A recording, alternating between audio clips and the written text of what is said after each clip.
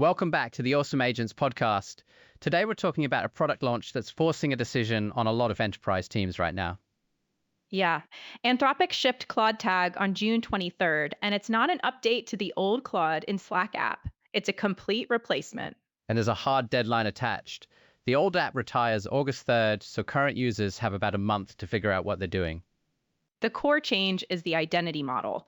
Old Claude in Slack was per user and per session. Claude Tag gives every channel a single shared Claude identity. Meaning the whole team talks to the same Claude, not each person getting their own private assistant? Exactly. And that Claude builds memory from the channel's history over time. You stop re-explaining context every time you start a new request. That changes the dynamic quite a bit. It's less like a chatbot and more like a teammate who was in all your previous meetings. That's Anthropic's framing. Kat Wu, their head of product, used the word multiplayer. Claude Code is single player. Claude Tag is designed for the whole team to see and contribute to. I like that distinction. And there's async task execution too, right? You hand something off and come back later? Yes. For complex multi-step work, Claude schedules its own follow-ups and works over hours or days. Posts results in a thread when it's done. That's a real shift from wait for the response to check back tomorrow morning. And there's ambient mode on top of that. Claude monitors a channel without being tagged and posts when something needs attention. Okay, so now I'm thinking about the admin side, because ambient mode running unsupervised sounds like a bill nobody budgeted for. Anthropic built per-channel token spend limits and audit logs into the product. Admins control which tools each Claude instance can reach. And memory is scoped by channel, so engineering Claude can't read what's in the legal channel. Correct. Each instance is configured separately per department. The model underneath is Claude Opus 4.8, locked, not whatever version happened to be current. Now the number that jumped out at me, 65% of code changes on Anthropic's own product team are produced by their internal Claude Tag deployment. Self-reported, internally measured.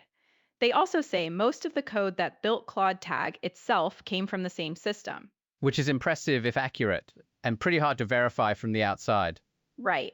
There are no independent benchmarks, no latency numbers, and no comparison to teams using Copilot for Teams or GitHub Copilot Enterprise on equivalent workloads. The competition is also bigger than Anthropic's framing suggests. They position Claude Tag against their own old Slack app. But the real fight is Microsoft Copilot for Teams, Salesforce Agentforce inside Slack, Glean, Databricks, all of them pitch the same thing.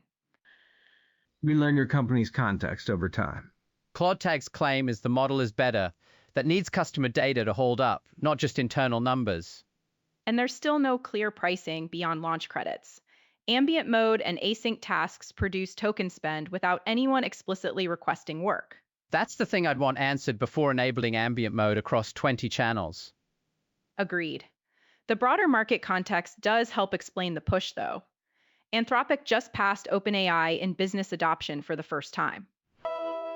The RampMate index had it at 34.4% of firms using Anthropic versus 32.3% for OpenAI. Claude Code drove most of that gain.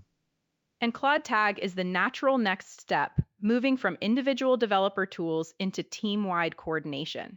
Anthropic also filed confidentially for an IPO in June. Having measurable org-wide productivity data from enterprise customers is exactly the story you want heading into public markets.